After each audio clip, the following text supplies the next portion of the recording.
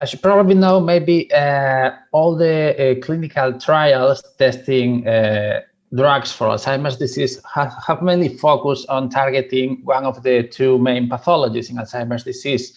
The first pathology is called amyloid, and this is what all the clinical trials, all the treatments have focused on. Okay, all these clinical trials gave negative results. Okay, so now we are putting the focus on the second neuropathological hallmark of Alzheimer's disease, which is tau pathology.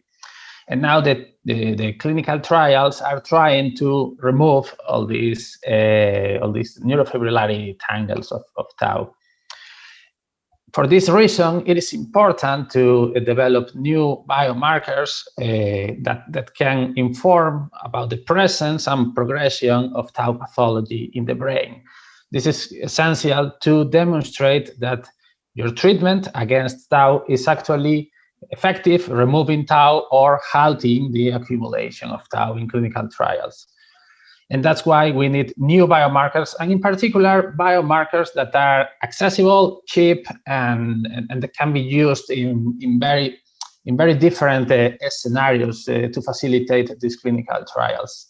So the previous biomarker we have is amyloid PET. Amyloid PET is great. It's one of the basic tools in Alzheimer's disease. The problem is that it is quite expensive. It's limited to very specific clinical settings in which there is a cyclotron, and on the other hand, we also have other sets of biomarkers which are called fluid biomarkers. It's a CSF, cerebrospinal fluid biomarkers, in which we perform a lumbar puncture to measure indirectly the presence of amyloid and tau in the brain. And the advantage of this technique is that is way cheaper compared to amyloid PET, and also way more available. The second biomarker is the new blood test, in which we can measure the presence of tau. Okay, we can measure the presence of soluble tau. So in some way, the aggregated tau in the brain releases some fragments of tau into the CSF, and this goes downstream to blood, and we can measure these fragments of phospho-tau. And of course, the advantage of plasma phospho-tau is that we don't have to perform a lumbar puncture. It's just a blood test.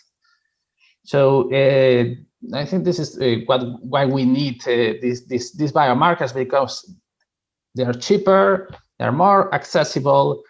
In other words, we can facilitate clinical trials, we can try more drugs, and basically we can boost the treatment research.